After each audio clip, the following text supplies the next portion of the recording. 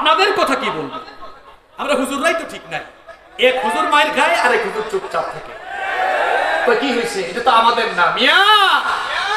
একজন মায়ের খায় আর আপনি চুপচাপ থাকেন, মনে রাখবেন পরের সিরিয়ালটা কিন্তু আপনার। আপনি এখন ঐক্যবদ্ধ থাকেন। এই দাঁড়াও, বসো বসো, কথা বলতে দাও, সময় সংক্ষিপ্ত। আপনি এখন ঐক্যবদ্ধ থাকার সুফল আপনি বুঝলেন না। মনে রাখবেন কোরআন বিরোধীরা, ইসলাম বিরোধীরা কোন দল বা ব্যক্তিকে টার্গেট করে কাজ করে না, বরং তারা ইসলাম, আলেম উলামা এবং গোটা মুসলিম উম্মার ক্ষতি সাধনে প্রাণনাশক কাজ করে এগিয়ে যাচ্ছে। আর আপনি যুবক ভাইরা একটু একটু দিব, সুযোগ দিব। আর আপনি খুব খুশি, অসুবিধা কি? এটা তো আমাদের না, এটা তো আমাদের না। পরের সিরিয়ালটা যে আপনার, আপনি বুঝে জানেন না। ঐক্যবদ্ধ থাকার সুফল আমরা এখনো বুঝলাম না। একটা উদাহরণ সুন্দর করে দেই, বলেন আপনারা, একটা লাঠি যদি কারো হাতে থাকে, একটা লাঠি ভাঙা খুব সহজ না কঠিন? কথা কন না কেন? একটা লাঠি হাতে দিলে ওই লাঠিটা ভাঙা সহজ না কঠিন? খুব সহজ। এবার যদি আপনার হাতে 1000 লাঠি দেওয়া হয়, যদি বলা হয় ভাই 1000 লাঠি আপনি ভাঙেন, তো কুতাকুতি শুরু হবে, ভাঙা যাবে না। কি বুঝলেন আপনি? আমরা এক ভাই আরেক ভাইকে নিয়ে যত ট্রল করব, একজন আরেকজনের বিরুদ্ধে যত বলবো, আলাদা আলাদা থাকলে একটা লাঠি ধরলেই যেমন ভাঙা খুব সহজ, মনে রাখবেন আলেম উলামাদেরকে বলবো, যতদিন আমরা দলাদলি করব, ইসলাম বিরোধীরা যখন যাকে ধরবে মেরুদণ্ড ভেঙে দিবে। আর যখন আপনি সীসা ঢালা প্রাচীরের মতো ঐক্যবদ্ধ হয়ে গোটা মুসলিম উম্মাহকে নিয়ে ঐক্যবদ্ধ হয়ে দাঁড়াবেন, ইসলাম বিরোধীরা, ইসলামপন্থীদের উপরে জুলুম নির্যাতন চালানো তো দূরের কথা, ইসলামের বিরুদ্ধে কথা বলার সাহস পাবে না।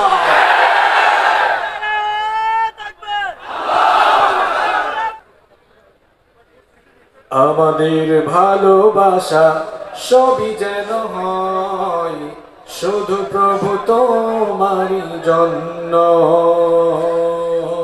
রাগ খুব ঘৃণা গুলো তাও যেন হয় শুধু প্রভু তোমারই জন্য। ভালোবাসি বাসি ভালো, ভালোবাসি প্রভু তোমাকে। ইয়া হাবিবি ইয়া রাসূলুল্লাহ, হৃদয়ে গেথেছি তোমাকে। من أحب لله وأبغض لله وأعطى لله ومنع لله فقد استكمل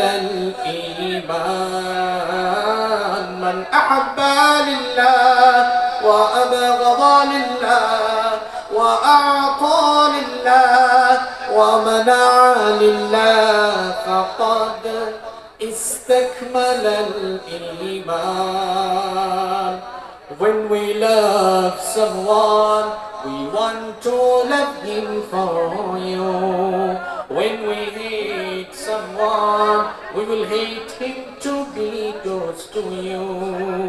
We love you, we are loving you, we will love you forever.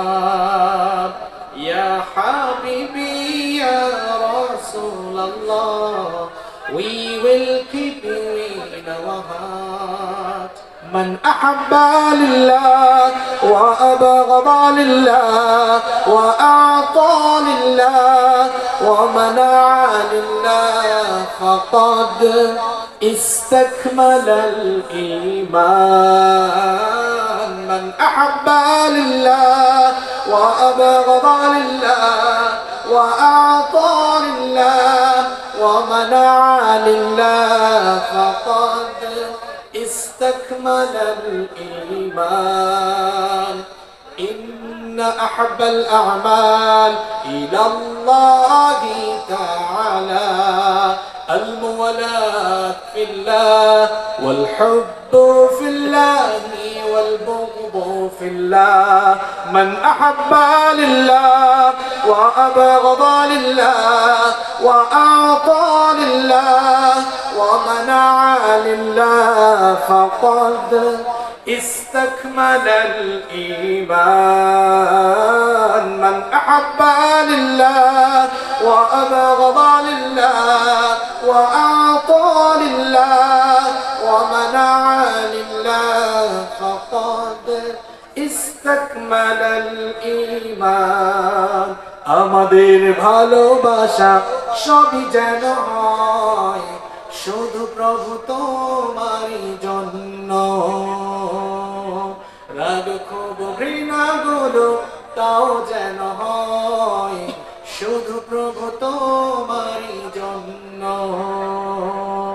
ভালোবাসি বাসি ভালো ভালোবাসি প্রভু তোমাকে ইয়া হাবিবি ইয়া রাসূলুল্লাহ হৃদয়ে গেথেছি তোমাকে من أحب لله وأبغض لله وأعطى لله ومنع لله فقد استكمل الإيمان من أحب لله وأبغض لله وأعطى لله ومنع لله فقد استكمل الإيمان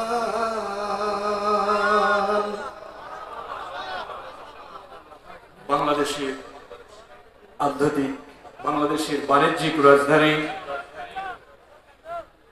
চট্টগ্রাম বিভাগের ঐতিহ্যবাহী পেকুয়া সমাজ উন্নয়ন পরিষদের উদ্যোগে আয়োজিত আজকের এই পঞ্চম ঐতিহাসিক তাফসীরুল কোরআন মাহফিলের চলমান অধিবেশনের মুহতারাম শ্রদ্ধাভাজন সভাপতি, উপস্থিত সম্মানিত শ্রদ্ধাভাজন উলামায়ে কেরাম, আমার সামনে বসা অত্র এলাকার পার্শ্ববর্তী এবং দূর দূরান্ত এলাকা থেকে আগত আল্লাহর দ্বীন প্রেমী, কোরআন প্রেমী, সর্বস্তরের তাওহীদি জনতা, যুগে যুগে আল্লাহর জমিনে আল্লাহর দ্বীন প্রতিষ্ঠার জন্য যারা সবচাইতে বেশি অগ্রণী ভূমিকা পালন করেছেন, আমার কলিজার টুকরা প্রিয় যুবক এবং তরুণ ভাইয়েরা, স্কুল, কলেজ, ইউনিভার্সিটি এবং বিভিন্ন মাদ্রাসা পড়ুয়া, আমার প্রাণ প্রিয় মেধাবী ছাত্র ভাইয়েরা, মহিলা প্যান্ডেল থেকে এবং ঘরে বসে যারা শুনছেন, সম্মানিত মা এবং বোনেরা, উপস্থিত মিডিয়ার প্রিয় কর্মী ভাইয়েরা, প্রশাসনের এবং গোয়েন্দা সংস্থার প্রিয় ভাইয়েরা, প্রাণ প্রিয় পেকুয়া, কক্সবাজার তথা বীর চট্টলাবাসী, আপনারা সবাই কেমন আছেন? আলহামদুলিল্লাহ। আমাদের সবাইকে সুস্থতার সাথে বাঁচিয়ে রেখে কোরআনের এই মিলন মেলায় হাজির হওয়ার তৌফিক দিয়েছেন কে? সেই মহান রবের জন্য হৃদয়ের সবটুকু ভালোবাসা, আবেগ, অনুভূতি উজাড় করে দিয়ে খুশি মনে প্রাণবন্ত আওয়াজে উচ্চ কণ্ঠে আমরা সকলেই পড়ছি আলহামদুলিল্লাহ। আমরা সবাই কোরআনের মিলন মেলায় এসেছি। আমরা এখানে বিভিন্ন অঞ্চল থেকে আল্লাহর কোরআনের আকর্ষণে ছুটে এসেছি। আল্লাহর কালাম আপনাকে ঘর থেকে বের করে এখানে নিয়ে এসেছে। আজ বাংলাদেশের চিত্র অনেকটা বদলে গিয়েছে।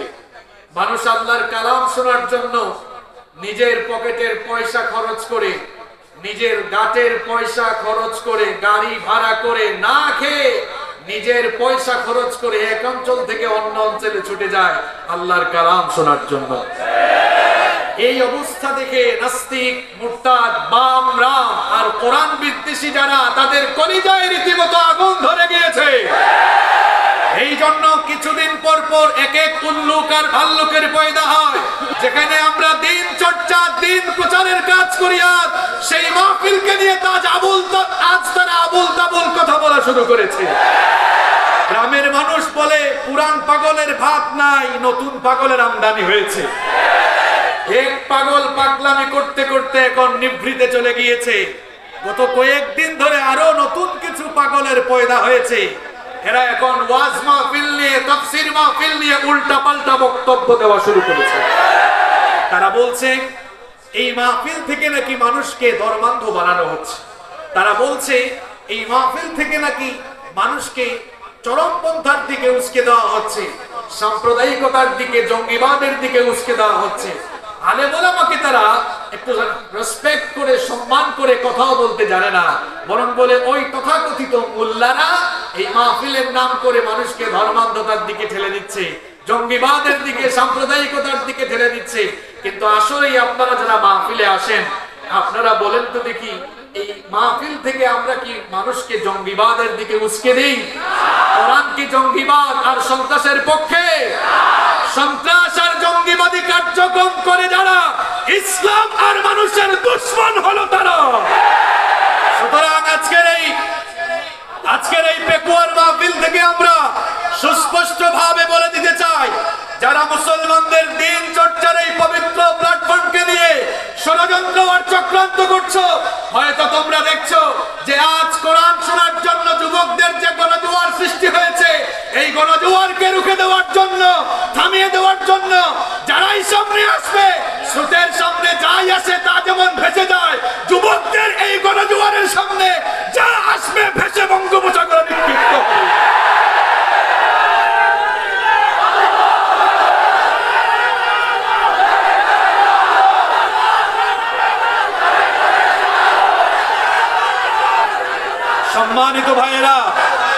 সম্মানিত ভাইয়েরা, ওই যে বললাম পুরান পাগলের ভাগ নাই, নতুন পাগলের আমদানি হয়েছে। ইসলাম বড় সেনসিটিভ জায়গা। আপনি ছাড়াও ইসলাম জমিনে টিকে থাকবে। ইসলাম ছিল, ইসলাম আছে, মাথা উঁচু করে ইসলাম দাঁড়িয়ে থাকবে। ইসলাম আপনার কাছে দায়বদ্ধ নয়, বরং আপনি ইসলামের কাছে দায়বদ্ধ।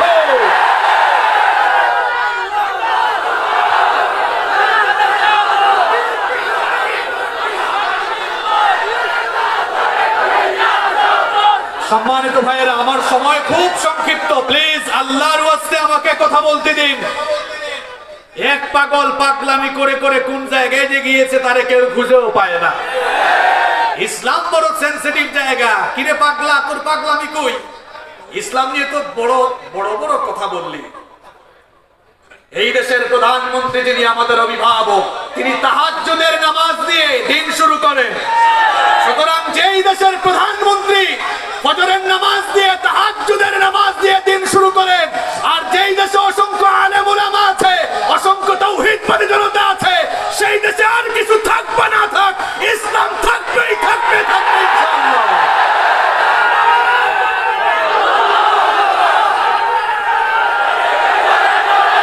সম্মানিত ভাইয়েরা, যুবক ভাইরা বসে যাও, বসে যাও, বসে যাও, যুবক ভাইরা বসে যাও।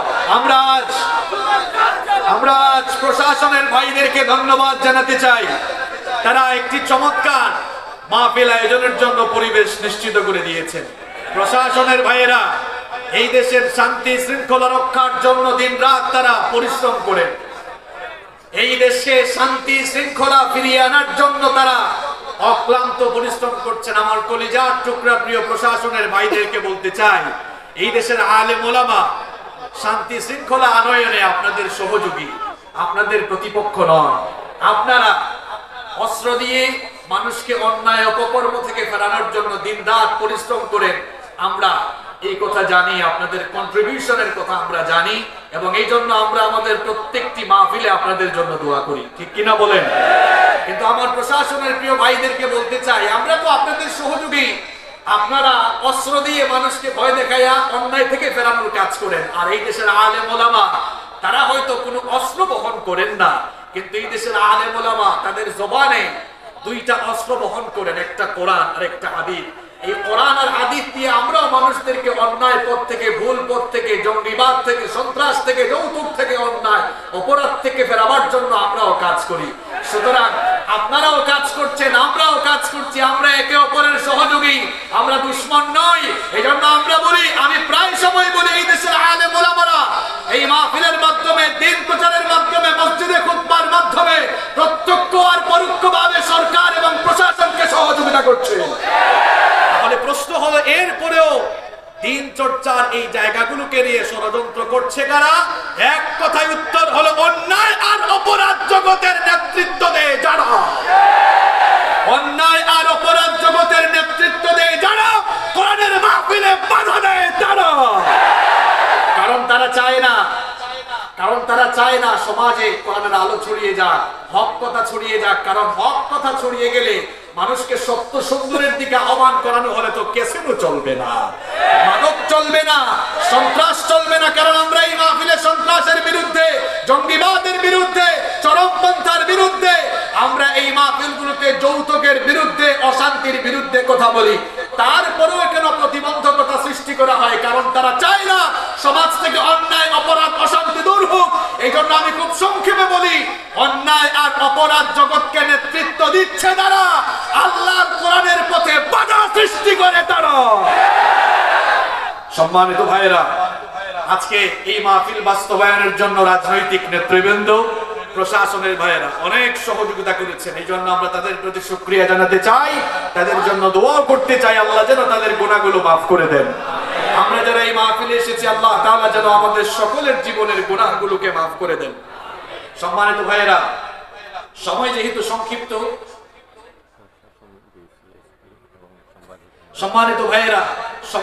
খুব সংক্ষিপ্ত, এই জন্য আল্লাহর ওয়াস্তে আমাকে কথা বলার সুযোগ দিবেন। আজ ওয়াজ মাহফিল নিয়ে বিভিন্ন জায়গায় নেগেটিভ রিপোর্ট হয়, কেন জানেন? আপনাদের কারণে। আপনারা এই নেগেটিভ রিপোর্ট করার পরিবেশ তৈরি করে দিয়েছেন। পোস্টার থেকে নিয়ে শুরু করে, যেহেতু এই মাহফিলে বাংলাদেশের বিভিন্ন অঞ্চল থেকে মিডিয়া এসেছে এবং অনেক সাংবাদিক ভাইরা এসেছেন, প্রশাসনের ভাইরা এসেছেন, এজন্য সবার জ্ঞাতার্থে আমি কথাগুলো আজ তুলে ধরতে চাই। কেন আজ মাহফিল গুলো নিয়ে উল্টাপাল্টা কথা বলা হচ্ছে? আজ দেখা যাচ্ছে পোস্টার থেকে নিয়ে শুরু করে একেবারে স্টেজ পর্যন্ত মাহফিলের নামে কিছু কিছু জায়গায় তামাশা হচ্ছে। দেখা যাচ্ছে পোস্টারের মধ্যে, অবশ্য চট্টগ্রাম অঞ্চলে এগুলো কম, বাংলাদেশের বিভিন্ন জায়গায় দেখবেন চিনি, বিস্কুট, মিন্টু, পিন্টুর নাম উপরে আলেমের নাম, চশমা দিয়ে খুঁজলেও খুঁজে পাওয়া যায় না, এরকম বহু পোস্টারও আছে না? এই গেল পোস্টারের কাহিনী। তারপরে কাটছে মাহফিল কে বেশি বড় করবে, আকর্ষণ বাড়াবার জন্য এক এলাকায় আসছে 26 ইঞ্চি, এখন তারা কয় 100 কারবা, এরা 26 ইঞ্চি আনছে, আমাদের তো 24 ইঞ্চি আনা দরকার। এরকম তামাশা হচ্ছে কিনা? এরপরে নারী থেকে পুরুষ হওয়া বক্তা, শিশু বক্তা, শিশু আবার বক্তা হয় কেমনে আমার তো বুঝে আসে না। তোমার তো এখন পড়াশোনার বয়স, তোমার তো স্টেজে বসে কথা বলা বয়স এখন হয় নাই। এই যে আমরা বিভিন্ন ক্যাটাগরির বক্তা স্টেজে তুলে দিয়েছি, যার কারণে অনেকেই ভাবছে ইসলাম মনে হয় এটাই। এই যে হাসি তামাশা করার কিংবা ওয়াজ মাহফিল নিয়ে নেগেটিভ কথা বলার সুযোগ কিন্তু আমরাই তৈরি করে দিয়েছি। যদি আমরা আলেমদেরকে, প্রকৃত আলেমদেরকে এখানে কথা বলার সুযোগ দিতাম, প্রকৃত আলেমরা কখনো চরমপন্থার কথা বলেন না, প্রকৃত আলেমরা কখনো ওয়াজ মাহফিল থেকে মানুষদেরকে নেগেটিভ কোনো তথ্য দেন না, বরং আলেম যারা আছেন তারা মানুষদেরকে তাদের বক্তব্যের মাধ্যমে কোরআন সুন্নাহ দিয়ে হেদায়েতের দিকে আহ্বান করেন। ঠিক কিনা বলেন? এজন্য এই ওয়াজ মাহফিল এটা আমাদের দিন চর্চার জায়গা, এটা কোনো রাজনৈতিক মঞ্চ নয়, এটা হচ্ছে দিন চর্চার জায়গা। এই জায়গাটিকে আমাদেরকে কলুষ মুক্ত করা লাগবে। যে কলুষতা এখন এই মাহফিলকে ঘিরে ফেলেছে, আচ্ছন্ন করে ফেলেছে, এই জায়গা থেকে আমাদেরকে বের হয়ে এসে এই ময়দান যেন প্রশ্নবিদ্ধ না হয়, এজন্য আমাদের সকলকে ঐক্যবদ্ধভাবে কাজ করতে হবে। আল্লাহ যেন আমাদেরকে বুঝার তৌফিক দান করেন, সবাই বলেন আমিন। এরপরে আমরা যারা আছি, আমাদেরকে একটু সুন্দরভাবে শালীনতার ভিত্তিতে কথা বলতে হবে। মানুষদেরকে আল্লাহর কোরআনের দিকে আকর্ষণ করার জন্য যত সুন্দর ভাষায় দাওয়াতি কাজ করা যায় সেটা আমাদেরকে করতে হবে। আল্লাহ যেন আমাদের সকলকে বুঝার তৌফিক দান করেন, আমরা সবাই বলি আমিন। সম্মানিত ভাইয়েরা, আমি আর দেরি করব না, খুব সংক্ষেপে আপনাদের সামনে আজ কোরআন সুন্নাহ থেকে কিছু কথা বলে যাব ইনশাআল্লাহ। এই যে আমরা এখানে যারা এসেছি, এক একজন আমরা এক এক ফ্যামিলির সন্তান। পৃথিবীতে বর্তমানে 800 কোটি মানুষ বাস করছে। এই 800 কোটি মানুষ এক এক দেশের, এক এক বর্ণের, এক এক গোত্রের হলেও মৌলিকভাবে পৃথিবীর সমস্ত মানুষ এক পরিবারের সদস্য, আর সেই পরিবারের নাম হচ্ছে আদম আর হাওয়া পরিবার। আমরা সবাই ওই আদম আর হাওয়া পরিবারের সন্তান। এই পৃথিবীতে যত মানুষ রয়েছে সকল মানুষেরাই মৌলিকভাবে একটি পরিবারের সন্তান, আর সেই পরিবারের নাম হচ্ছে আদম আর হাওয়া পরিবার। সৃষ্টির সূচনা লগ্নে এই একটি মাত্র পরিবার থেকে এক পুরুষ আর এক নারী থেকে মানব বংশের পয়দা হয়ে সেখান থেকেই মানব বংশের বিস্তৃতি ঘটেছে। কোরআনুল কারীমের 49 নম্বর সূরা সূরাতুল হুজুরাতের 13 নম্বর আয়াতে এই জন্য রব্বুল আলামিন বললেন, ইয়া আইয়ুহান নাসু ইন্না খালাকনাকুম মিন যাকারিন ওয়া উনসা وجعلناكم شعوبا وقبائل لتعارفوا إن أكرمكم عند الله أتقاكم إن الله عليم خبير। আল্লাহ তাআলা বলছেন, হে মানব জাতি, আমি তোমাদেরকে এক পুরুষ আর এক নারী থেকে পয়দা করেছি। এক পুরুষ আর এক নারী থেকে গোটা দুনিয়ায় মানব বংশের বিস্তৃতি ঘটেছে। আমার ভাইরা, এই যে পৃথিবীতে এখন বিভিন্ন ধর্ম আর বিভিন্ন বর্ণের মানুষ রয়েছে, সৃষ্টির শুরুতে কিন্তু কোনো ধর্ম ছিল না, বর্ণ ছিল না, সবাই কিন্তু মৌলিকভাবে এক পরিবারের, এক পরিবার থেকে একই দিনের পতাকা তুলে আবদ্ধ ছিল। এই যে এখন পৃথিবীতে অসংখ্য ধর্ম রয়েছে, অসংখ্য বর্ণ রয়েছে, সৃষ্টির শুরুতে এগুলো কিছুই ছিল না, সবাই একই দিনের পতাকা তুলে আবদ্ধ ছিল। এই জন্য রব্বুল আলামিন কোরআনুল কারীমে সেই কথা আমাদেরকে স্মরণ করিয়ে বললেন, ইন্না হাদিহি উম্মাতুকুম উম্মাতান ওয়াহিদা ওয়া আনা রাব্বুকুম فاعبدون وتقطعوا أمرهم بينهم كل إلينا راجعون। আল্লাহ তাআলা বলছেন, সবাই একই উম্মতের অন্তর্ভুক্ত ছিল, সবাই একই দিনের পতাকা তলে আবদ্ধ ছিল। এরপরে তোমরা আবার নিজেরাই মতবিরোধে লিপ্ত হয়ে এই একই দিনটাকে ভেঙে চুরে, একেবারে ভেঙে চুরে খান খান টুকরা টুকরো করে ফেললে। অন্য আয়াতে রব্বুল আলামিন এই কথা কিভাবে এভাবে বললেন, ওয়া ইন্না হাদিহি উম্মাতুকুম উম্মাতান ওয়াহিদাতান ওয়া আনা রাব্বুকুম ফাত্তাকুন ফাতাকাত্তাউ আমরাহুম বাইনাহুম যুবরা ইলা আখিরিল আয়াত। আল্লাহ তাআলা বলছেন, সবাই এক উম্মতের অন্তর্ভুক্ত ছিল। কত আয়াতে আল্লাহ এই কথা বলেছেন, কানান নাসু উম্মাতান ওয়াহিদা, সবাই এক উম্মতের অন্তর্ভুক্ত ছিল। আমার ভাইরা শুনতেছেন আমার কথা? আজকে খুব গুরুত্বপূর্ণ কিছু মেসেজ আপনাদেরকে দিয়ে যাব। আল্লাহ বলছেন, সবাই একই দিনের পতাকা তুলে ঐক্যবদ্ধ ছিল, বিভক্ত ছিল না। এই উম্মাহ ঐক্যবদ্ধ ছিল, মানুষে মানুষে বিভক্তি ছিল না। সৃষ্টির শুরুতে এক পরিবারের সন্তান হয়ে একই দিনের পতাকা তলে সবাই আবদ্ধ ছিল। এরপরে আল্লাহ বলছেন, তোমরা নিজেরাই মতবিরোধ করে এই এক উম্মাহকে ভেঙে চুরে খান খান করে দিয়েছো। পৃথিবীতে এখন মানুষের মধ্যে কত বিভক্তি, ধর্ম নিয়ে বিভক্তি, বর্ণ নিয়ে বিভক্তি, জাতিগোষ্ঠী নিয়ে বিভক্তি, এই মুসলমানদের মধ্যেই কত দোলাদুলি। এবার আমি আপনাদেরকে ইতিহাস শোনাচ্ছি। পৃথিবীর ইতিহাসে সর্বপ্রথম মানুষের মধ্যে ঐক্যের মধ্যে ফাটল ধরিয়েছিল কারা? তাওহীদের পতাকা তল থেকে সর্বপ্রথম বের হয়ে উম্মার মধ্যে সর্বপ্রথম ফাটল ধরিয়েছিল কারা? শোনেন, এই পৃথিবীর প্রথম মানুষ এবং প্রথম নবী, আমাদের সকলের বাবা আবুল বাশার সাইয়েদনা আদম আলাইহিস সালামের ওফাতের পরে সাইয়েদনা নূহ আলাইহিস সালামের আগমনের আগ পর্যন্ত দুনিয়ার সকল মানুষগুলো একই ধরনের, একই দিনের পতাকা তলে আবদ্ধ ছিল। সাইয়েদনা আদম আলাইহিস সালামের ওফাতের পর নূহ আলাইহিস সালামকে রব্বুল আলামিন যেই কওমের জন্য নবী বানিয়ে পাঠিয়েছিলেন, ওই কওমের মধ্যে সর্বপ্রথম বিভক্তি হয়েছিল। ওই কওমের কিছু লোক সর্বপ্রথম তাওহীদের পতাকা তল থেকে বের হয়ে উম্মার মধ্যে বিভক্তি সৃষ্টি করেছিল। পৃথিবীর ইতিহাসে সর্বপ্রথম উম্মার মধ্যে বিভক্তি ঘটিয়েছে যারা, তাদের ইতিহাস আপনাদেরকে শোনাচ্ছি। আদম আলাইহিস সালামের ওফাতের পরে নূহ আলাইহিস সালামের আগমনের পূর্বে নূহ আলাইহিস সালামের বংশের মধ্যে 5 জন আল্লাহওয়ালা মানুষ ছিল। আমার কথা আপনাদের কানে পৌঁছালে পুরুষ মানুষের মতো রেসপন্স করে বলেন তো, নূহ আলাইহিস সালামের কওমের মধ্যে সর্বমোট কয়জন আল্লাহওয়ালা মানুষ ছিল? খুব চমৎকার তথ্য দিয়ে যাচ্ছে, শুনেন। কোরআনুল কারীমের 71 নম্বর সূরা সূরাতুন নূহ এর 23 নম্বর আয়াত থেকে 24 নম্বর আয়াত, তাফসীর ইবনে কাসির সহ তাফসীর তবারি সহ পৃথিবীতে যত তাফসীর রয়েছে সবগুলো তাফসীরের মধ্যে এই আয়াতের ব্যাখ্যায় খুব সুন্দর করে এসেছে। উম্মার মধ্যে সর্বপ্রথম নূহ আলাইহিস সালামের কওমের এই পাঁচজন লোক সর্বপ্রথম বিভক্তি তারা ঘটিয়েছিল। এই পাঁচজন ব্যক্তির নাম হচ্ছে ওয়াদ, সুওয়া, ইয়াগুত, ইয়াউক, নাসার। এই পাঁচজন মানুষ বড় আল্লাহওয়ালা ছিল, বড় মুত্তাকি ছিল, পরহেজগার ছিল। এরা যখন দুনিয়া থেকে চলে গেল, শয়তান তখন পরবর্তী জেনারেশনকে ধোঁকা দিল। শয়তান পরবর্তী জেনারেশনকে ধোঁকা দিয়ে বলল, তোমাদের বংশের মধ্যে এই পাঁচজন মানুষ আল্লাহওয়ালা ছিল, তারা আল্লাহর বড় নৈকট্যশীল বান্দা ছিল। তোমরা আল্লাহর কাছে পৌঁছাতে হলে এদেরকে মাধ্যম হিসেবে ব্যবহার করা লাগবে, এদেরকে মিডিয়া হিসেবে, ভায়া হিসেবে ব্যবহার করা লাগবে। এদেরকে ছাড়া আল্লাহর কাছে পৌঁছাতে পারবা না। শয়তান এদেরকে ধোঁকা দিল। এই জন্য তাদের কবরের কাছে গিয়ে তাদের কাছে চাও, তাদের কাছে চাইলে এরা তোমাদের চাওয়াগুলোকে আল্লাহর কাছে পৌঁছায় দিবে।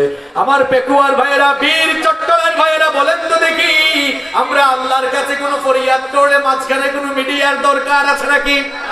দেখেন, এই পৃথিবীর ইতিহাসে সর্বপ্রথম কবর পূজা শুরু করলো কারা? নূহ আলাইহিস সালামের বংশের লোক হলো তারা। এই পাঁচজন আল্লাহওয়ালা মানুষ বিদায় হলো। শয়তান এবার পরবর্তী প্রজন্মকে বলল, তোমরা এদেরকে ছাড়া আল্লাহর কাছে পৌঁছাতে পারবা না, সুতরাং এদের কবরের কাছে গিয়ে এদের কাছে চাও, তোমাদের চাওয়াগুলোকে এরা আল্লাহর কাছে পৌঁছে দিবে। শয়তান এদেরকে ধোঁকা দিয়ে দিয়ে পরবর্তী জেনারেশনকে কবর পূজারী বানিয়ে দিল। আজও দুনিয়ার মধ্যে কবর পূজারী আছে না নাই? কবর পূজা করার জায়গা না, কবরের কাছে যাবেন। আখিরাতকে স্মরণ করার জন্য, জিয়ারত করার জন্য কবরে যাওয়া যায়, কিন্তু কবরে গিয়ে সাজদা দেওয়া যায় না। কবরে গেলে শিরক হয়ে যায়। এবার বলেন তো দেখি, কবরে গিয়ে সাজদা দিলে শিরক হয়ে যায় কার সাথে?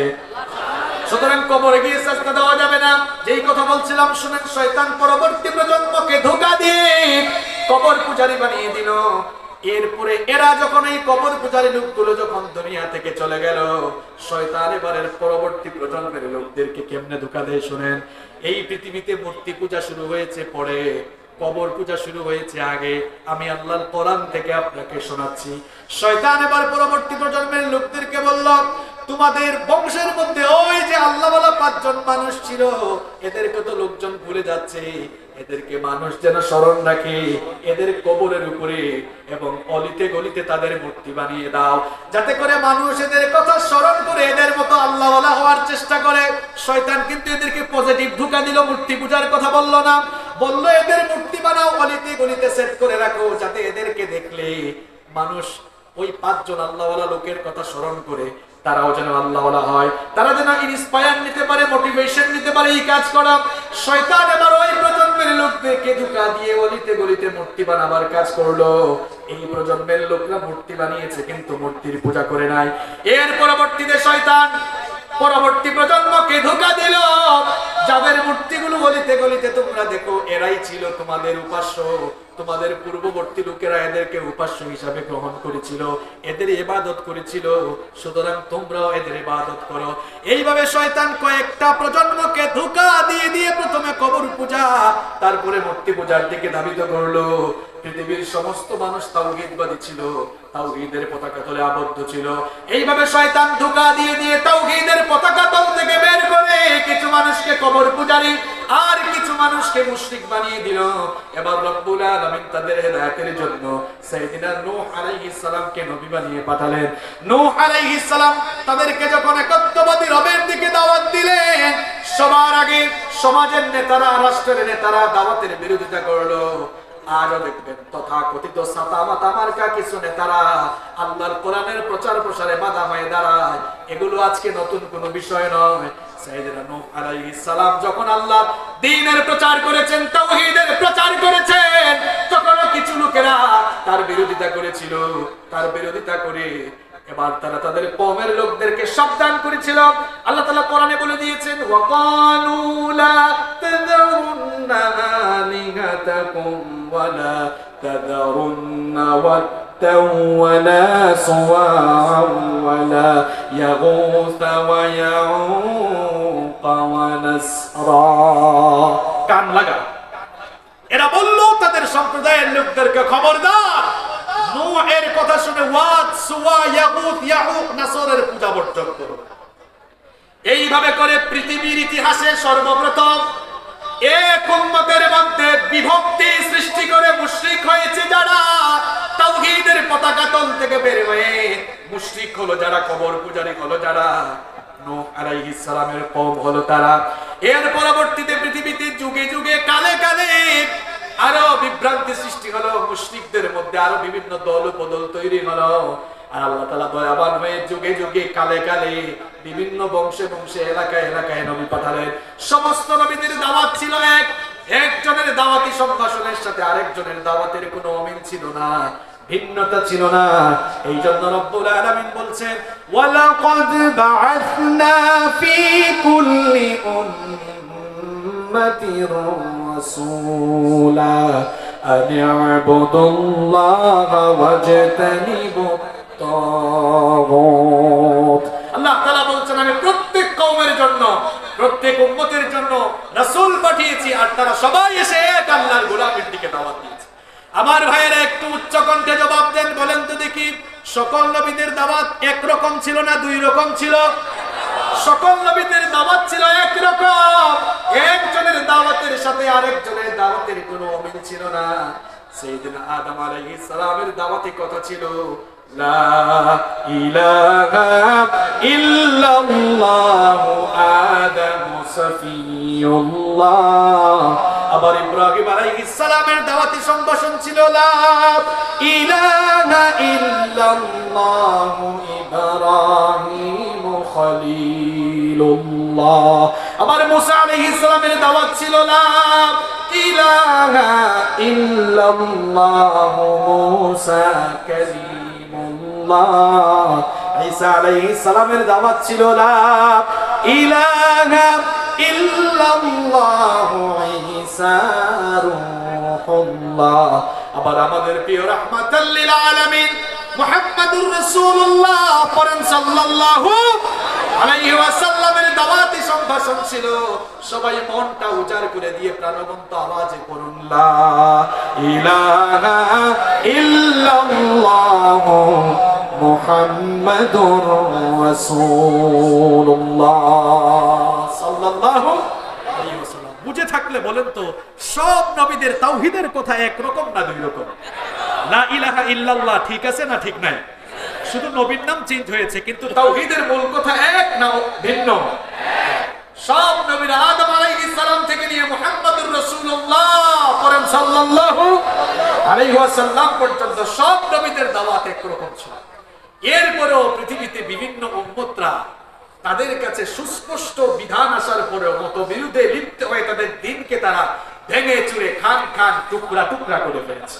আমাদের কাছে সর্বশেষ শরীয়ত আসলো, নবী করিম সাল্লাল্লাহু আলাইহি ওয়াসাল্লামকে আল্লাহ খাতামান নবিয়্যিন বানিয়ে নবুয়তের গেট আল্লাহ তাআলা লাগিয়ে দিলেন, নবুয়তের গেট আল্লাহ বন্ধ করে দিলেন। এখন আমরা যারা মুসলমান হিসেবে আছি, আমরা কিসের উপরে থাকবো? আমরা কেমনে চলবো?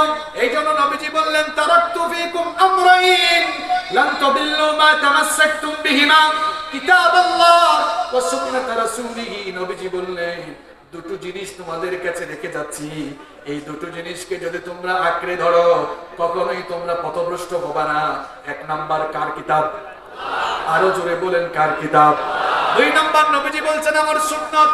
এই দুটো জিনিসকে তোমরা আঁকড়ে ধরো, এই দুটো জিনিস তোমরা আঁকড়ে ধরলে হেদায়েতের গাইডলাইন পাবে। এবার যেই দুটো জিনিসের কথা নবীজি বললেন, তার মধ্যে এক নাম্বার আল্লাহর কোরআন। এবার সবাই জোরে বলেন তো, এক নাম্বার কি? ওই কোরআনের মধ্যে রব্বুল আলামিন বললেন, আমাদেরকে সতর্ক করে দিলেন, পূর্ববর্তী উম্মত যেভাবে বিভক্ত হয়ে গিয়েছে ঐক্যের বন্ধনে, তারা যেভাবে ফাটল ধরিয়েছে, খবরদার তোমরা সেভাবে ফাটল ধরিও না। আল্লাহ তাআলা খুব সুন্দর করে বললেন, ইয়া আইয়ুহাল্লাযীনা আমানু তাকুল্লাহা হাক্কা তুকাতিহি ওয়া লা তামুতুন্না ইল্লা ওয়া আনতুম মুসলিমুন। এতক্ষণে আপনাদেরকে লাইনে তুলছি, এবার শুনেন। আল্লাহ বলছেন, হে ঈমানদারেরা, আল্লাহকে ভয় করো, ভয় করার মতো ভয় করো। ওয়ালা তামুতুন্না ইল্লা ওয়া আনতুম মুসলিমুন। আর মুসলমান না হয়ে খবরদার মরে যেও না। মুসলমান হয়ে বাঁচো, মুসলমান হয়ে মরো। আদেশটা কার? আস্তে বলবেন না, জোরে বলেন আদেশটা কার? আমরা তো এখন মুসলমান হতে চাই না। এখন এক উম্মতের ভেতরে এত ফাটল ধরিয়েছি আমরা।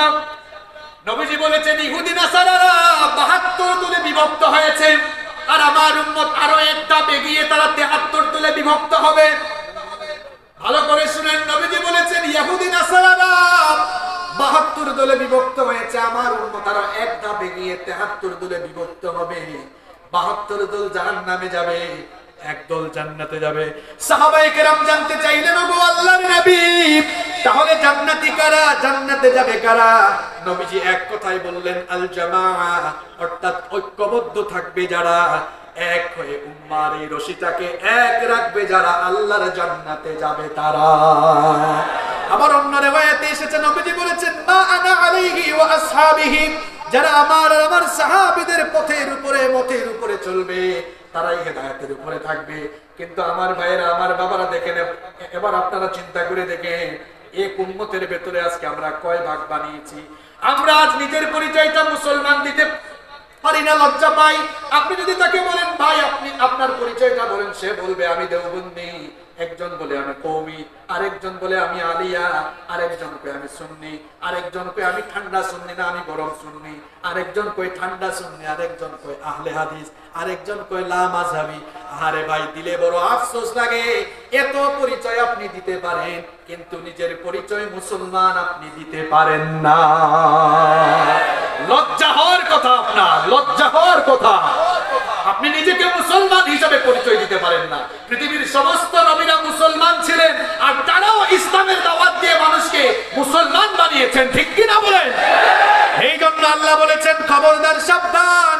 আমি তো কোরআনের ছাত্র, কোরআনের কোথাও পাই নাই দেওবন্দি না হয়ে মরো না, কওমি না হয়ে মরো না, আলিয়া না হয়ে মরো না, সুন্নি না হয়ে মরো না, এমন কথা কোরআনের ভেতরে নাই। বরং আমি কোরআন পড়তে গিয়ে দেখেছি আল্লাহ তাআলা আমাদেরকে জানিয়েছেন ওয়ালা তামুতুন্না ইল্লা ওয়া আনতুম মুসলিমুন। বরং আল্লাহ বলেছেন মুসলমান না হয়ে মরে যেও না, আর মুসলমান হয়ে আল্লাহর দ্বীনের উপরে ঐক্যবদ্ধ থাকো। খবরদার বিভ্রান্ত হয় না, বিভক্তিতে মেতে উঠো না। পরের অংশে আল্লাহ বললেন ওয়াতাসিমু বিহাবলিল্লাহি জামিআন ওয়া লা তাফাররাকু। ঐক্যবদ্ধ হয়ে আল্লাহর দ্বীনের রজ্জুকে আঁকড়ে ধরো, ঐক্যবদ্ধ থাকো। ওয়ালা তাফাররাকু, খবরদার বিচ্ছিন্ন হয়ে যাও না। কারণ তোমাদের আগে পূর্ববর্তী উম্মতগুলোর মধ্যে বিচ্ছিন্ন হয়েছে যারা, পথভ্রষ্ট হয়েছে তারা। কোরআনুল কারীমের ৩ নম্বর সূরা, সূরা আলে ইমরানের ১০৫ নম্বর আয়াতে এই জন্য আল্লাহ তাআলা আমাদেরকে সতর্ক করলেন ওয়ালা তাকুনু কাল্লাযীনা তাফাররাকু ওয়াখতালাফু মিন বা'দি মা জাআহুমুল বায়্যিনাত ওয়া উলাইকা লাহুম আযাবুন আযীম। আল্লাহ তাআলা বললেন খবরদার, সাবধান, তোমরা ঐক্যবদ্ধ থাকো, বিচ্ছিন্ন হয় না, ইখতিলাফ করে, মতবিরোধ করে, দলভেদ করে বিভক্ত হয়ে যেও না। কারণ তোমাদের পূর্ববর্তীতে কিতাব আসার পরেও, স্পষ্ট বায়্যিনাত আসার পরেও যারা মতভেদে মতবিরোধে লিপ্ত হয়ে দলভেদ করেছে, বিভক্তিতে মেতে উঠেছে, সবগুলো শাস্তির সম্মুখীন, সবাইকে শাস্তির সম্মুখীন করেছেন কে? আল্লাহ সাবধান করলেন তোমরাও যদি উম্মার ভেতরে ফাটল সৃষ্টি করে ঐক্যবদ্ধ না থেকে বিভক্ত হয়ে যাও, আখিরাতে গজবের আগে দুনিয়ায় আমাদের অধঃপতন ঘটবে। এখন কিন্তু তাই হচ্ছে, এখন কিন্তু তাই হচ্ছে। এখন আমরা এক না, একজনের বিপদে আরেকজন কথা বলি না। আপনাদের কথা কি বলতাম, আপনাদের কথা কি বলবো? আমরা হুজুররাই তো ঠিক নাই। এক হুজুর মায়ের খায়, আরেক হুজুর চুপচাপ থাকে। তো কি হয়েছে? এটা তো আমাদের না মিয়া। একজন মায়ের খায় আর আপনি চুপচাপ থাকেন, মনে রাখবেন পরের সিরিয়ালটা কিন্তু আপনার। আপনি এখন ঐক্যবদ্ধ থাকেন। এই দাঁড়াও, বসো বসো, কথা বলতে দাও, সময় সংক্ষিপ্ত। আপনি এখন ঐক্যবদ্ধ থাকার সুফল আপনি বুঝলেন না। মনে রাখবেন কোরআন বিরোধীরা, ইসলাম বিরোধীরা কোন দল বা ব্যক্তিকে টার্গেট করে কাজ করে না, বরং তারা ইসলাম আলেম উলামা এবং গোটা মুসলিম উম্মার ক্ষতি সাধনে প্রাণনাফিক কাজ করে এগিয়ে যাচ্ছে। আর আপনি যুবক ভাইরা একটু একটু দিব, সুযোগ দিব। আর আপনি খুব খুশি, অসুবিধা কি? এটা তো আমাদের না, এটা তো আমাদের না। পরের সিরিয়ালটা যে আপনার, আপনি বুঝি জানেন না। ঐক্যবদ্ধ থাকার সুফল আমরা এখনো বুঝলাম না। একটা উদাহরণ সুন্দর করে দেই, বলেন আপনারা, একটা লাঠি যদি কারো হাতে থাকে, একটা লাঠি ভাঙা খুব সহজ না কঠিন? কথা কন না কেন? একটা লাঠি হাতে নিলে ওই লাঠিটা ভাঙা সহজ না কঠিন? খুব সহজ। এবার যদি আপনার হাতে 1000 লাঠি দেওয়া হয়, যদি বলা হয় ভাই 1000 লাঠি আপনি ভাঙেন, তো কুতাকুতি শুরু হবে, ভাঙা যাবে না। কি বুঝলেন আপনি? আমরা এক ভাই আরেক ভাইকে নিয়ে যত ট্রল করব, একজন আরেকজনের বিরুদ্ধে যত বলবো, আলাদা আলাদা থাকলে একটা লাঠি ধরলেই যেমন ভাঙা খুব সহজ, মনে রাখবেন আলেমুল আমাদেরকে বলবো, যতদিন আমরা দলাদলি করব, ইসলাম বিরোধীরা যখন যাকে ধরবে মেরুদণ্ড ভেঙে দিবে। আর যখন আপনি সীসা ঢালা প্রাচীরের মতো ঐক্যবদ্ধ হয়ে গোটা মুসলিম উম্মাহকে নিয়ে ঐক্যবদ্ধ হয়ে দাঁড়াবেন, ইসলাম বিরোধীরা, ইসলামপন্থীদের উপরে জুলুম নির্যাতন চালানো তো দূরের কথা, ইসলামের বিরুদ্ধে কথা বলার সাহস পাবে না।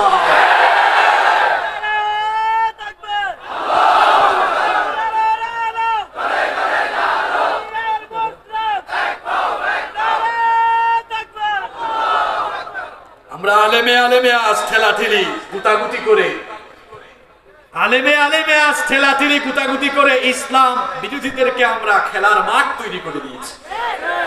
আলেমে আলেমে বিভেদ এখন জালিমে জালিমে দোস্তি, আলেমে আলেমে বিভেদ এখন জালিমে জালিমে দোস্তি, পথের ঠিকানা জানা নেই কারো, কে কোথায় পাবে স্বস্তি, কে কোথায় পাবে স্বস্তি। সালাতে দুহাত কোথায় বাঁধবে নাভির উপরে বুকে, আমিন বলবে চুপিসারে নাকি সজরে আওয়াজ ফুকে। আস্তে আমিন বলবে না জোরে আমিন বলবে, এগুলা নিয়ে আজ মসজিদ ভাগ হয়ে গিয়েছে। নাভির উপরে হাত বাঁধবে না বুকের উপরে হাত বাঁধবে, এগুলা নিয়ে ঠেলাঠেলি করে আজ উম্মার মসজিদ গুলোকে আমরা আলাদা করে দিয়েছি। আছে না নাই? আরে ভাই, যার ইচ্ছা নাভির উপরে হাত বাঁধুক, যার ইচ্ছা বুকের উপরে হাত বাঁধুক, মানুষগুলোকে আগে মসজিদে আসতে দেন। এগুলো নিয়ে বিতর্ক করে মসজিদ থেকে কেন মানুষকে আপনি ভাগ করে দিচ্ছেন? এক গল্প আমার মনে পড়ে গেল, বলবো। এক লোক বের হয়েছে সফরে, নতুন এলাকা নিয়ে যাচ্ছে, আসরের আজান হয়েছে, ভাবলো আসরের আজান যেহেতু হয়েছে মসজিদে ঢুকে নামাজটা আদায় করে নেই। লোকটা নাভির উপরে হাত বেঁধে নামাজ আদায় করে, কিন্তু তার কি দুর্ভাগ্য, যেই মসজিদে ঢুকেছে সবাই হাত বাঁধে বুকের উপরে। নামাজ শেষে সবাই তারে দৌড়ানো শুরু করছে, কোন জায়গা থেকে আসছে? লোকটা দৌড়ানো খাইতে খাইতে এক জায়গায় গিয়ে এদের হাত থেকে নিস্তার পেল, হাঁপাতে হাঁপাতে আবার পথ চলা শুরু করলো। কিছু দূর যাওয়ার পরে মাগরিবের আজান হলো, ভাবলো মাগরিবের নামাজটা আদায় করে ফেলি। এখন মসজিদে ঢোকার সময় টেনশন কাজ করতেছে, আরে আসরের নামাজে নাভির উপর হাত বেঁধে যে মুসিবতে পড়ছি, এই দুশ্চিন্তার কথা মাথায় রেখে এখন মাগরিবের নামাজে হাত বাঁধছে বুকের উপরে, কপাল খারাপ। এই মসজিদে সবাই হাত বাঁধে নাভির উপরে। নামাজ শেষে সবাই তারে দৌড়ানো শুরু করছে, দৌড়ানো খাইতে খাইতে এক জায়গায় গিয়ে এদের হাত থেকে নিস্তার পাইয়া হাঁপাতে হাঁপাতে পথ চলা শুরু করেছে। এশার আজান যখন হলো, এশার নামাজে এক মসজিদে ঢুকবে, খুব চিন্তা। আসরের নামাজে খাইছি এক দৌড়ানো, মাগরিবের নামাজে খাইছি আরেক দৌড়ানো, নাভির উপরে হাত বেঁধেও মুসিবত, বুকের উপর হাত বেঁধেও মুসিবত। এশার নামাজে কপালে কি আছে জানি না, যেহেতু কপালে কি আছে জানি না, তাইলে হাত নাভির উপরেও না বুকের উপরেও না, হাত বাঁধছে একদম কপালের মধ্যে। পাবলিক তারা দেখে বলে, কিরে ভাই তুমি আবার কোন জায়গা থেকে আসছো? ঘটনা শুনে বললো, ভাই মাগরিব এশা কি বলে আসর মাগরিবের পরিণতির কথা ভেবে কপালে কি আছে জানি না, এই জন্য কপালেই হাত বাঁধছি। আপনি নামাজে হাত বাঁধা নিয়ে ঠেলাঠেলি করেন, এই সুযোগে আপনি ইসলাম বিরোধীদেরকে, ইসলামপন্থীদের উপরে জুলুম চালানোর সুযোগ তৈরি করে দিয়েছেন। যারা হজ উমরা করতে গিয়েছেন তারা দেখেছেন, হারামাইন শরীফাইনে যারা সালাত আদায় করেছেন দেখেছেন, হাত নাভির উপরে কেউ বাঁধে, বুকের উপরে কেউ বাঁধে। হাম্বলি মাযহাবের তারা হাতও বাঁধে না। ঠেলাঠেলি আছে? কেউ আস্তে আমিন বলে, কেউ জোরে আমিন বলে, কোনো ঠেলাঠেলি আছে? আমি একবার সালাত আদায় করছি মসজিদে হারামে, ফাদিলাতুশ শেখ আব্দুর রহমান আস-সুদাইস নামাজে ইমামতি করছেন, আমার পাশে পাকিস্তানি একটা দাঁড়িয়েছে। এখন আব্দুর রহমান আস-সুদাইস যখন তিনি বললেন গায়রিল মাগদুবি আলাইহিম ওয়ালাদ-দাল্লিন,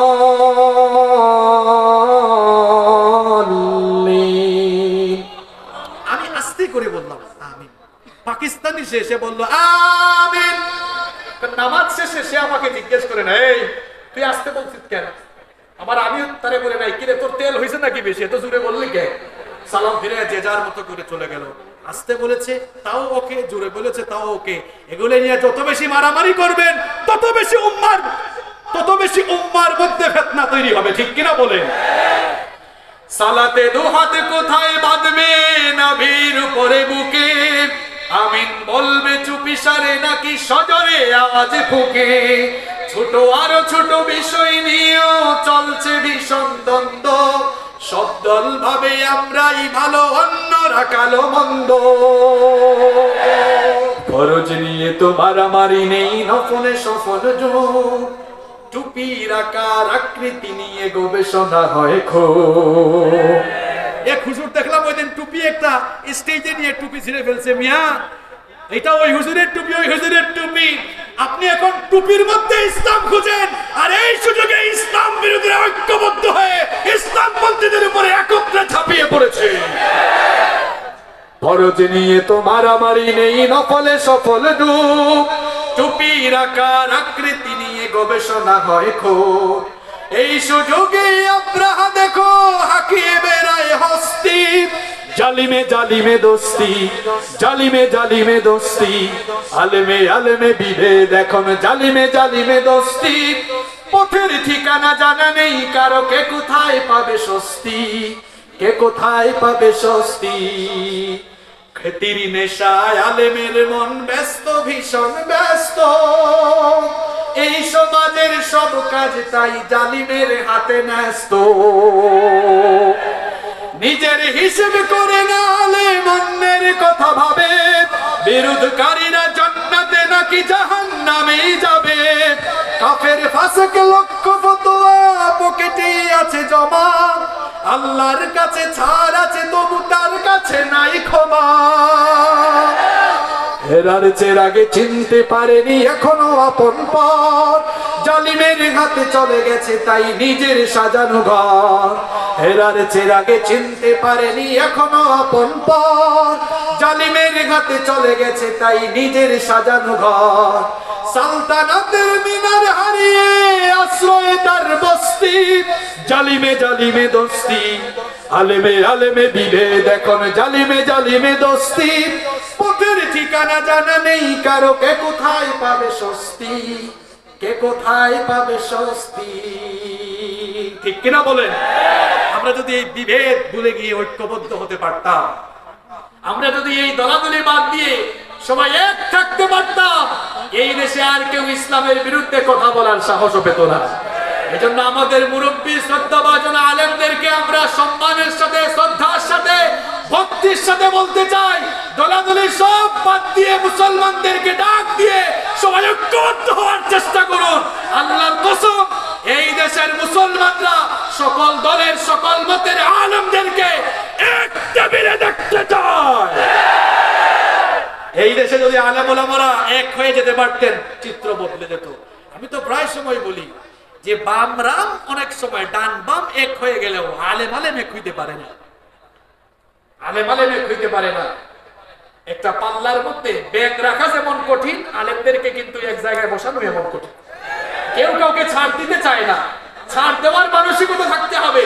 আপনি যদি এভাবে ছাড় না, তবে যে বললাম পৃথিবীর বহু জায়গায় কোয়ালিশন করে মানুষ সামনের দিকে আগাচ্ছে, ডান বাম সবাই কোয়ালিশন করে আগায়। আর আমার ভাইয়ের সাথে আমার সামান্য মাসআলাগত অমিল, আমি আমার ভাইয়ের সাথে এক টেবিলে বসতে পারি না।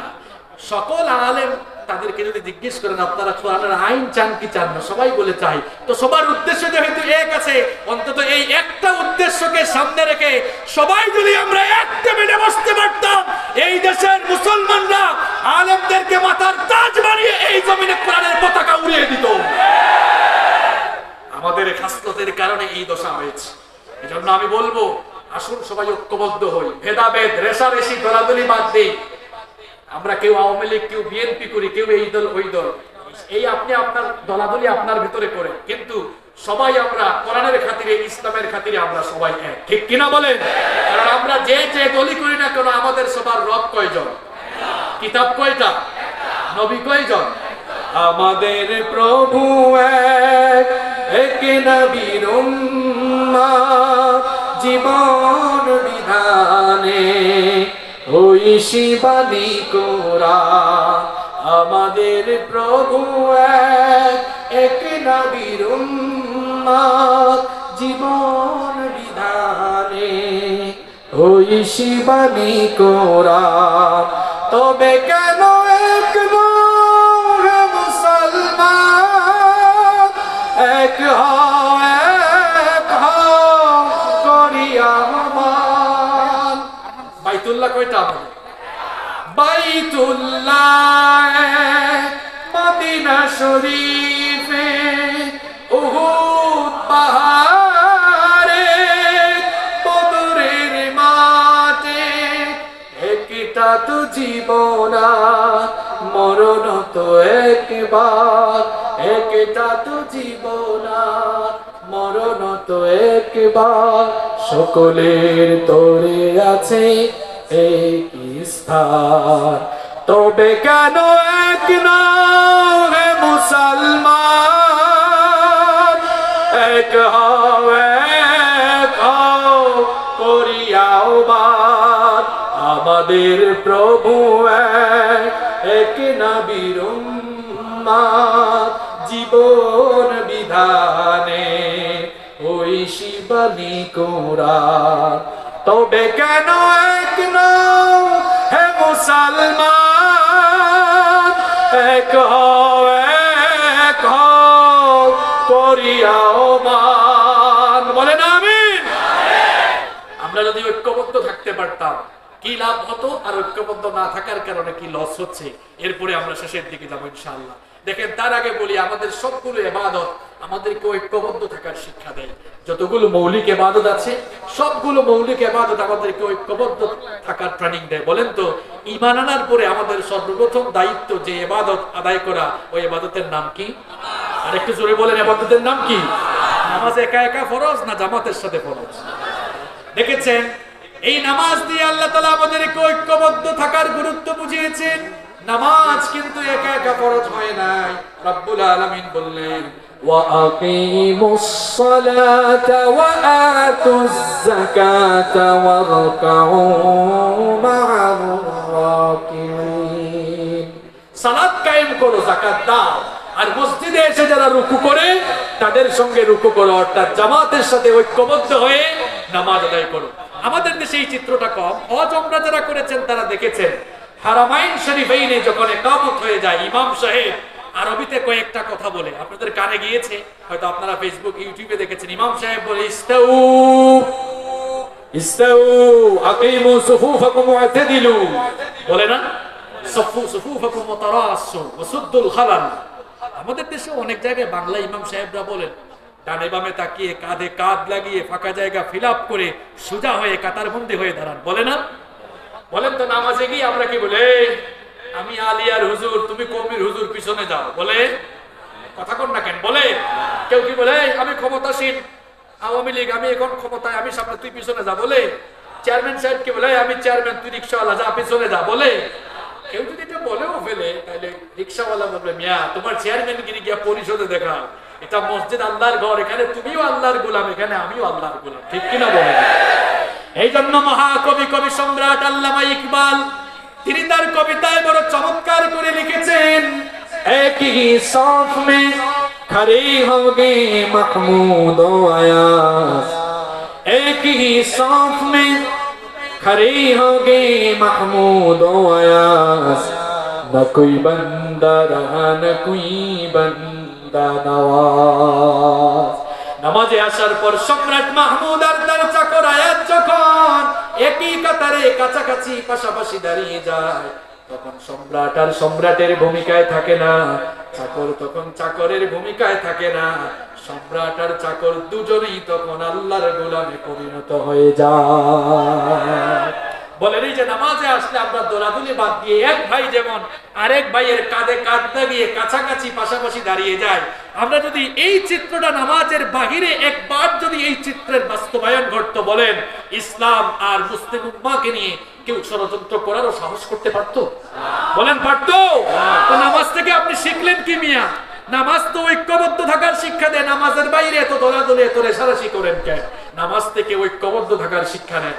শুধু তাই নয়, এই যে হজও আমাদেরকে ঐক্যবদ্ধ থাকার শিক্ষা দেয়। পৃথিবীর বিভিন্ন দেশ থেকে, বিভিন্ন অঞ্চল থেকে, বিভিন্ন রঙের বর্ণের মানুষেরা হজের সময় যখন বাইতুল্লাহর পানে ছুটে যায়, সাদা কালো উঁচু নিচু মোটা তাজা চিকন সব দেখা যায়, একসাথে গিয়ে সেখানে সমবেত হয়। কোন রেশারেশি আছে? আমি অনেকবার মসজিদে হারামে একেবারে সামনের কাতারে নামাজ আদায় করেছি, আলহামদুলিল্লাহ। এখন বলেন তো ওইখানে কি বলা হয় সৌদি আরবের যারা তারা সব সময় সামনের কাতারে দাঁড়াবা, আফ্রিকা আর বাংলাদেশ থেকে আসছো যারা তোমরা একেবারে মিসফালাই চলে যাও? কি বলে নাকি? দলাদলি আছে, যে যেখানে সুযোগ পায় কাছাকাছি পাশাপাশি দাঁড়িয়ে যায়। এই হজ আর নামাজ থেকে শিক্ষা গ্রহণ করে যদি আমরা সবাই যদি নামাজের বাইরে হজের বাইরে সবাই যদি আমরা দলাদলি বাদ দিয়ে মতভেদ বাদ দিয়ে সবাই যদি ইসলামের খাতিরে ঐক্যবদ্ধ হয়ে দাঁড়িয়ে যায়, আল্লাহর কসম গোটা বিশ্বে ইসলামের পতাকা পথ পথ করে উঠবে, তাতে কোনো সন্দেহ নাই।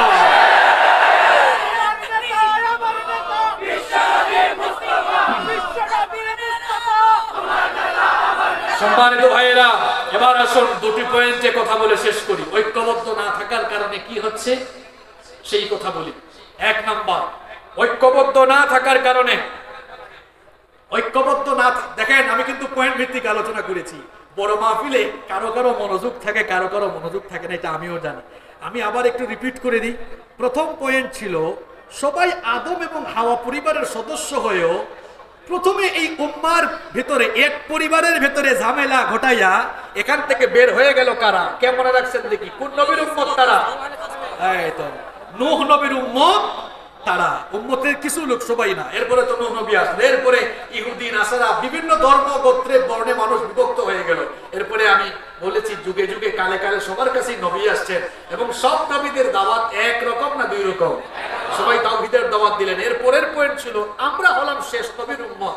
আমাদের কাছে নবী দাওয়াত দিয়ে দুইটা জিনিস রেখে দিয়ে চলে গেছেন, কোরআন আর সুন্নাহ। এই কোরআন সুন্নাহকে ধরে আমরা সবাই এক থাকবো, এটা আল্লাহ কোরআনে বলেছেন, নবীজি হাদিসেও বলেছেন। এই যে ঐক্যবদ্ধ থাকার ট্রেনিং সব ইবাদত আমাদেরকে দেয়, এটাও বললাম। সর্বশেষ দুইটা পয়েন্ট শুনেন। ঐক্যবদ্ধ না থাকার কারণে কয়টা ক্ষতি হচ্ছে? নাম্বার ওয়ান, এক নাম্বার, আমরা আজ ঐক্যবদ্ধ নেই বলে ইসলাম বিরোধীরা আমাদের মাথার উপরে কাঁঠাল ভেঙে খাওয়ার সাহস পেয়েছে। বুঝলে বুঝপাতা, না বুঝলে তেজপাতা। আপনার মাথার উপরে কাঁঠাল ভেঙে কে খায় আপনি চিন্তা করেছেন? যদি আমরা আলাদা আলাদা না হতাম কেউ এটার সাহস করতো?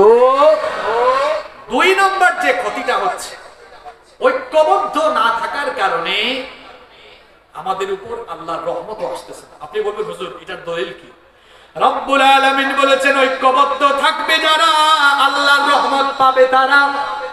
কোরআনুল কারীমের 4 নম্বর সূরা সূরাতুন নিসা এর 175 নম্বর আয়াতে রব্বুল আলামিন বললেন, ফাআম্মাল্লাযীনা আমানু বিল্লাহি ওয়া আতাসামু বিহি ফাসায়ুদখিলুহুম ফি রাহমাতিন মিনহু ওয়া ফাদলিন ওয়া ইয়াহদিহিম ইলাইহি সিরাতাম মুস্তাকিমা। আল্লাহ তাআলা বলছেন, আর যারা আল্লাহর উপরে ঈমান এনে আল্লাহর দ্বীনের উপরে ঐক্যবদ্ধ থাকবে যারা, আমার রহমত আর আমার অনুগ্রহের ভেতরে স্থান পাবে তারা। সুবহানাল্লাহ। তাহলে ঐক্যবদ্ধ থাকবে যারা আল্লাহর রহমত আর অনুগ্রহ পাবে তারা। 3 নম্বর, ঐক্যবদ্ধ না থাকার কারণে দ্বীন এখনো কায়েম হচ্ছে না। যতদিন না আমরা ঐক্যবদ্ধ হব ততদিন পর্যন্ত দ্বীন কায়েম হবে।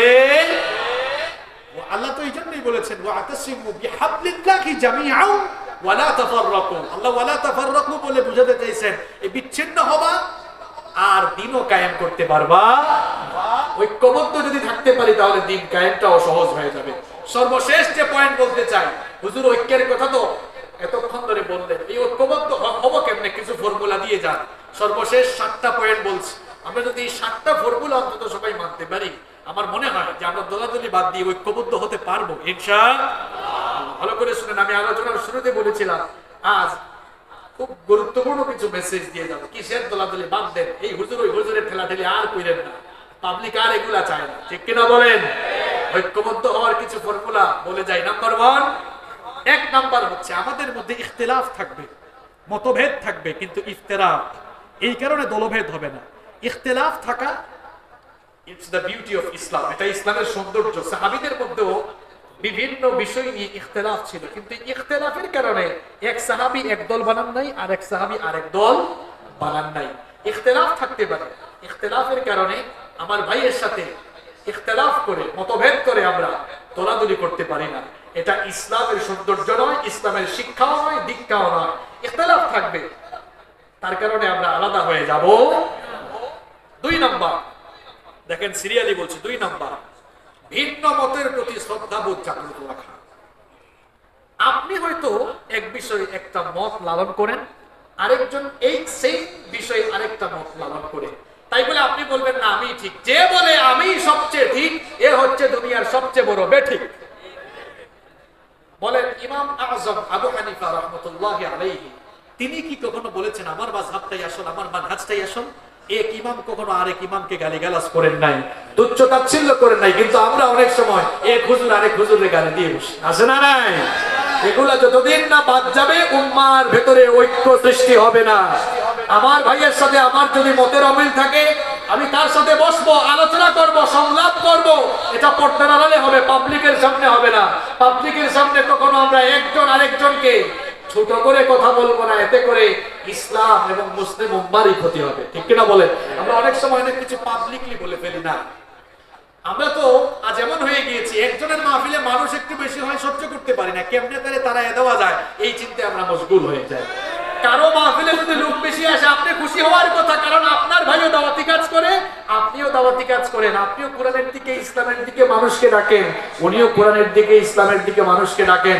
সুতরাং এখানে মাথা ব্যথা হওয়ার কোনো কারণ নাই। প্রত্যক্ষভাবে পরোক্ষভাবে ইসলাম আর মুসলিম উম্মারই কল্যাণ হচ্ছে, ঠিক কিনা বলেন? এই জন্য ভিন্ন মতের প্রতি শ্রদ্ধা রাখতে হবে। নাম্বার 3 নাম্বার হচ্ছে আমাদের মধ্যে উখুওয়াত, ভ্রাতৃত্ববোধের চেতনাকে আরো উজ্জীবিত করতে হবে।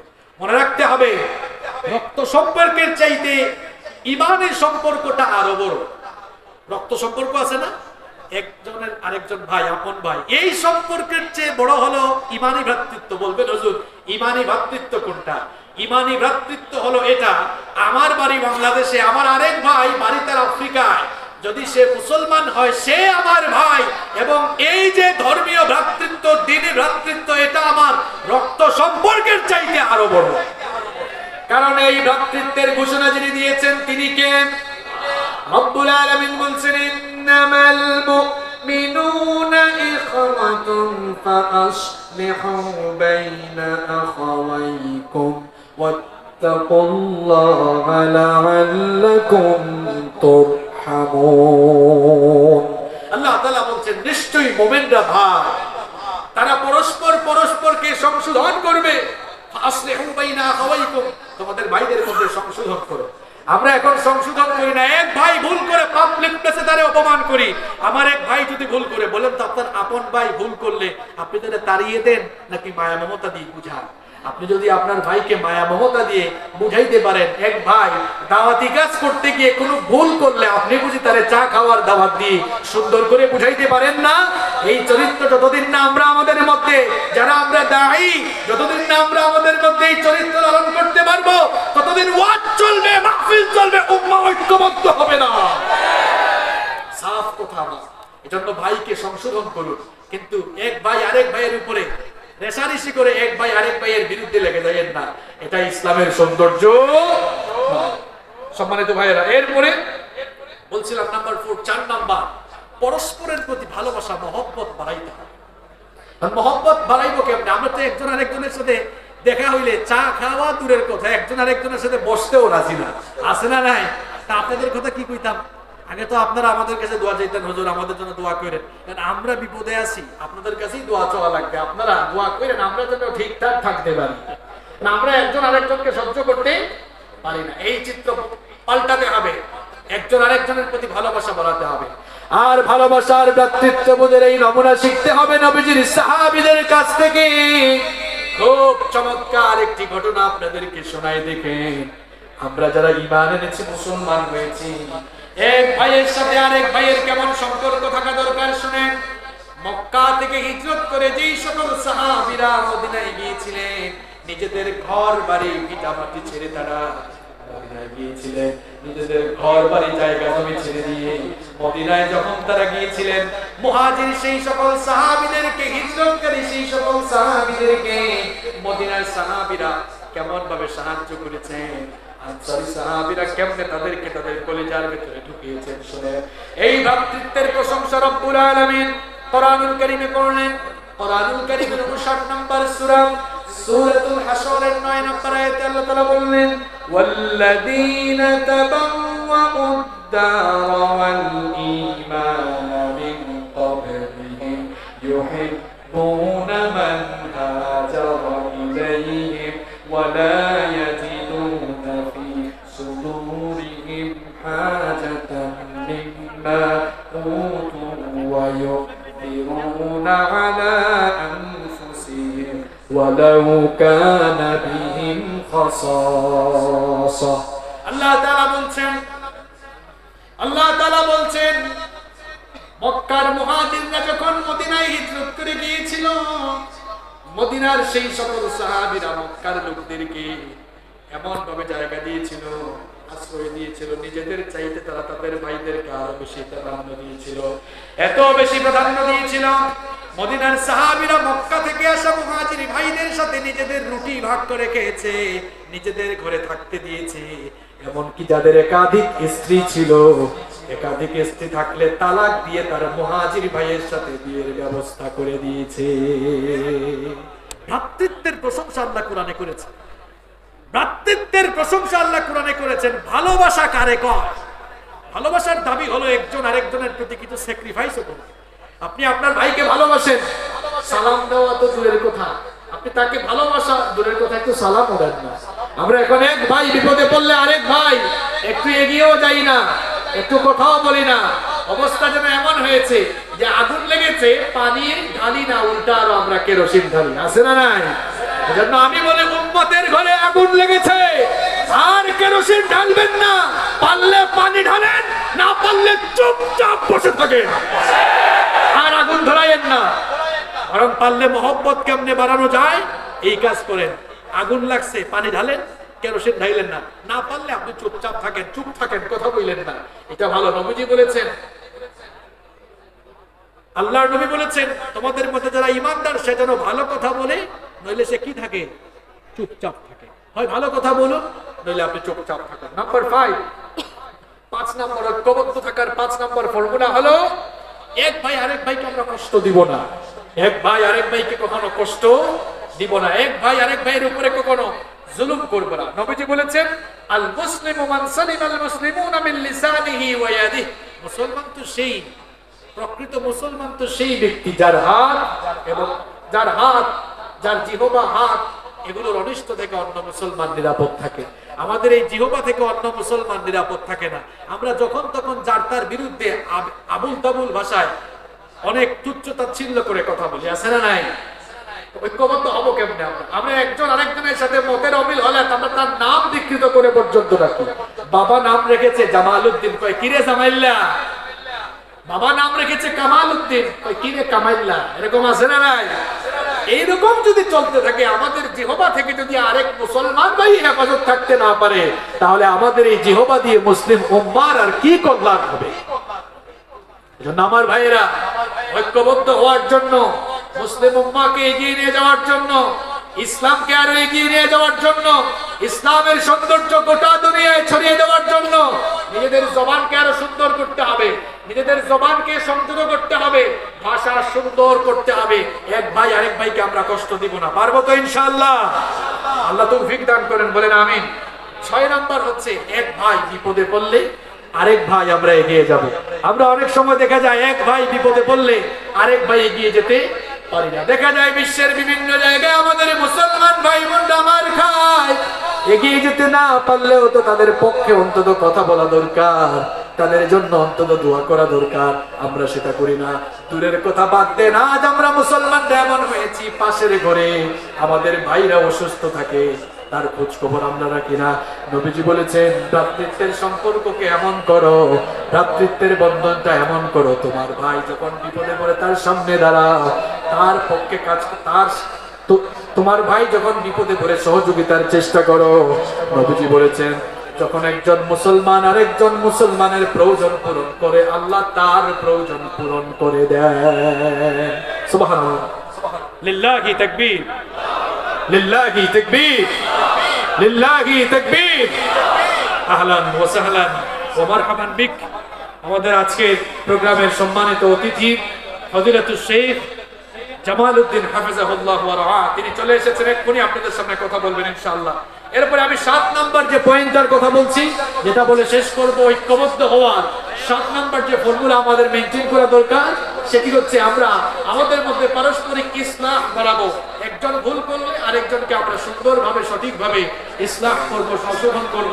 যদি আমরা এর ভিত্তিতে কাজ করতে পারি, আমার বিশ্বাস যে আমরা সবাই ঐক্যবদ্ধ হতে পারবো। আমরা যখন ঐক্যবদ্ধ হতে পারবো, তখন মুসলিম উম্মাহ সমৃদ্ধ হবে। আর এই সমৃদ্ধ ঐক্যবদ্ধ জাতিকে দিয়ে আল্লাহর জমিনে আল্লাহর দ্বীন কায়েম করা সম্ভব হবে ইনশাআল্লাহ।